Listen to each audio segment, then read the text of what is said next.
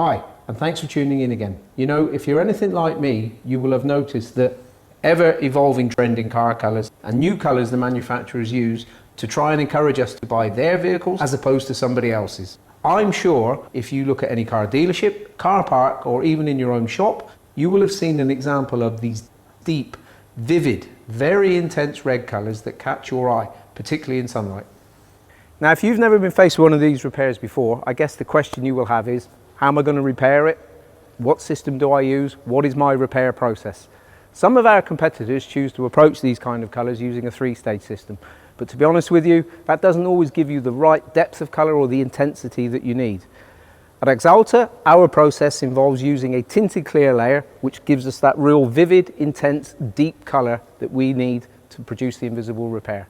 Let's take a look at the job itself, and as you can see, I have a couple of distinct areas of repair that I need to take care of. Right in the middle, of course, I've got this undamaged door which I've just finally sanded. Now, as I have enough room here, it makes sense to use a blend-in technique for the repair process, whereas on the front, I'm afraid I'm going to have to paint edge to edge. On the bonnet, I'm going to do this edge to edge, and I'm going to use this as an example to show you how to control mottling with the tinted clear during application. Now, normally, of course, we would recommend that you measure the colour as soon as the car comes into the shop to give you enough opportunity to prepare the colour in advance. This car, however, was prepared for us by the owner, so my colleague Harold is now measuring the colour, and I'm going to let him get on with that. What I would point out, with these types of special colours, just like a three-stage, it is worth investing the time in making your spray outs up front to assess the amount of layers of tinted clear that you need to accurately match the colour. Next time you see me, I'll be in the spray booth and I will actually be producing the spray cards, because it's important that as the painter, I make the spray outs up front. So we have three panels here. We apply the base coat on all three panels to hiding, and we do this because we want to ensure that we have identical application later on also on the car. That's the reason why we have larger panels. You can also use an old car panel to do that. Okay, the base coat application is finished. We flash it off now and coming back with the clear once they are dry. So we are back in the spray booth. The base coat is already flashed, and as you see, I placed already those black and gray stickers on each color card, and they are in particular importance to check the opacity, the hiding of the tinted clear. So Tony will start now with the application and I will guide you through. So we will apply 1.5, 2 coats and 2.5 coats of the tinted clear. As I said before, we have to apply a different number of coats, and we mark those panels with 1.5, 2 coats and 2.5 coats of the tinted clear. Tony applied now just 1 coat on those 2 panels. Now we give him a flash off, and then we come back with another 1.5, 1 coat, and of course here 1.5 coats.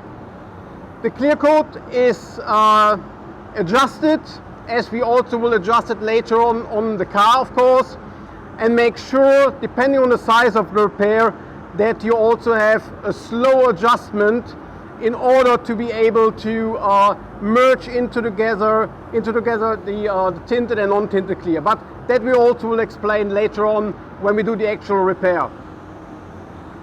For the clear itself, we have a number of clears, of course, and you can actually use all of them, but it makes most sense if you decide for a clear which is recommended by the tech sheet to be used in 1.5 or 2 coats in order to be flexible in the number of coats. So these black and white stickers, as I said before, they are important to check the hiding, because we cannot measure the dry film thickness here on these panels, and also later on not on the car.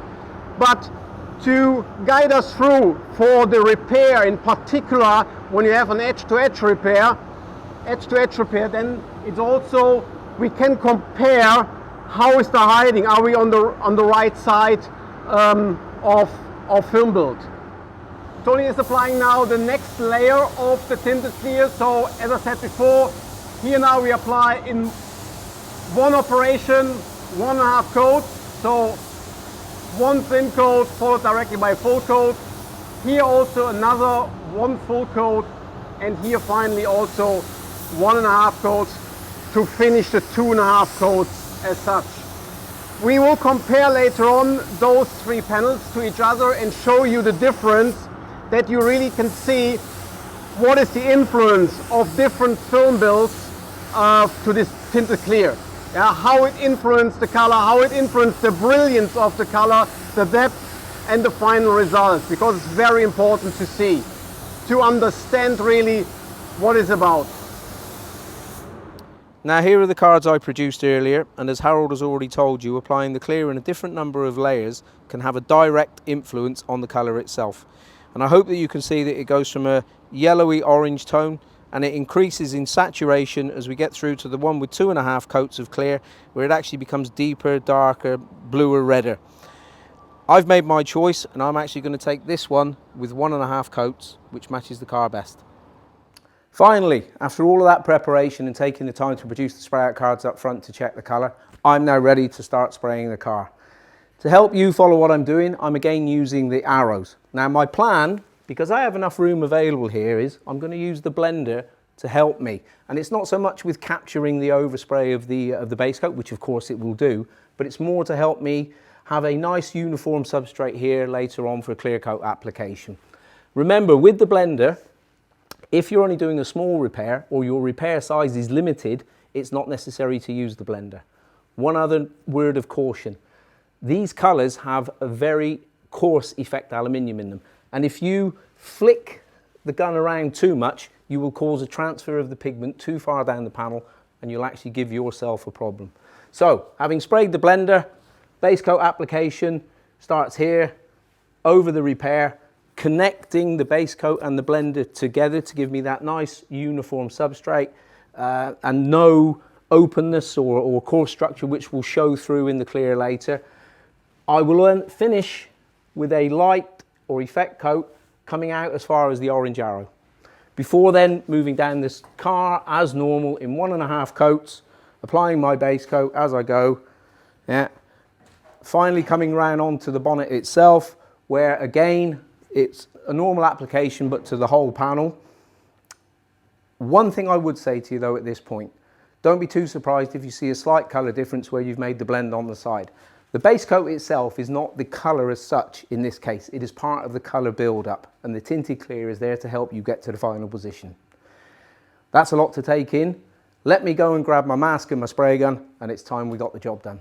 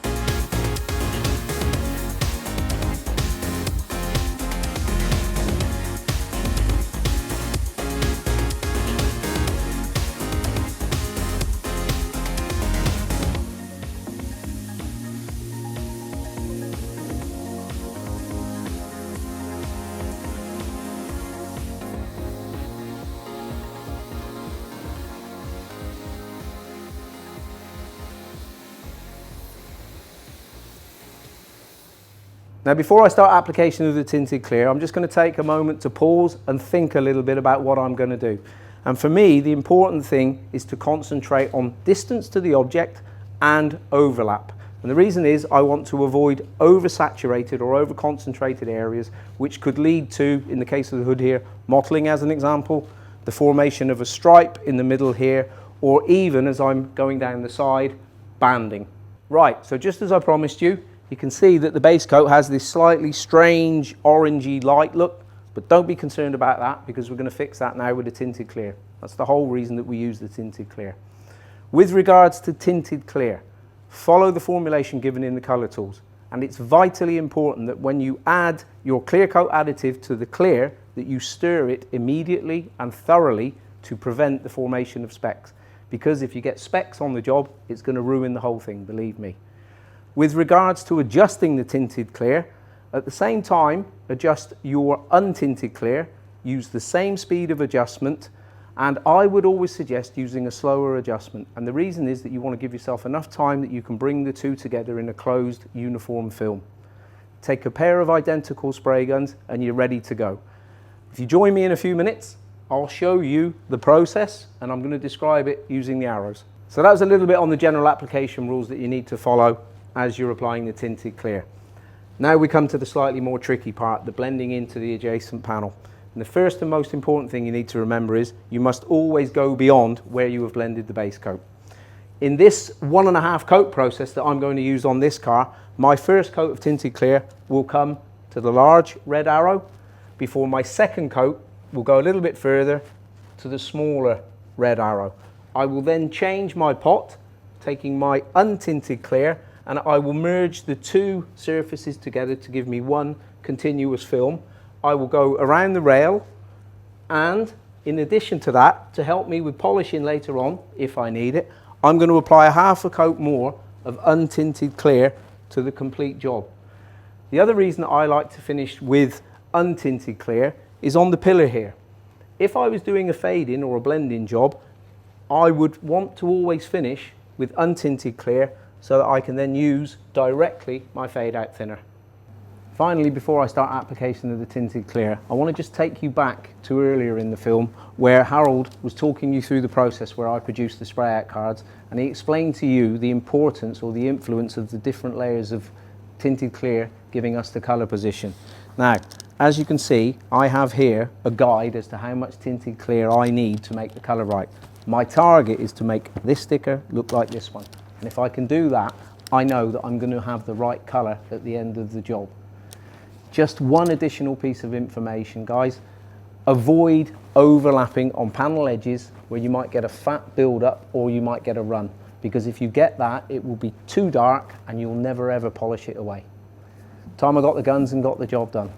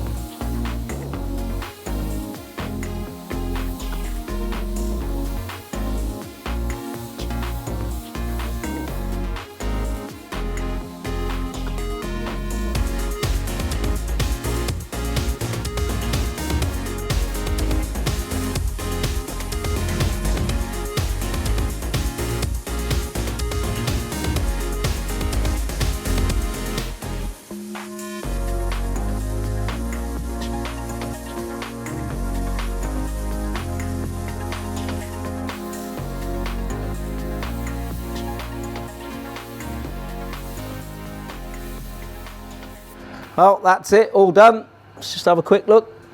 Looks okay. Drying, yep, that's pretty good. But I will just add that I did allow some additional drying time because of the additional layer of clear coat that I applied. Time that I remove the paper, and we'll put it outside as always and check it in sunlight. Well, to be honest, I couldn't have picked a better day to show you the end result and just the depth and intensity of this colour now that we've finished the repair. And remember, we've shown you both the blend-in technique here, and we've also gone edge to edge here on the bumper. Thank you very much for watching. I hope you've enjoyed it. I'll see you again soon.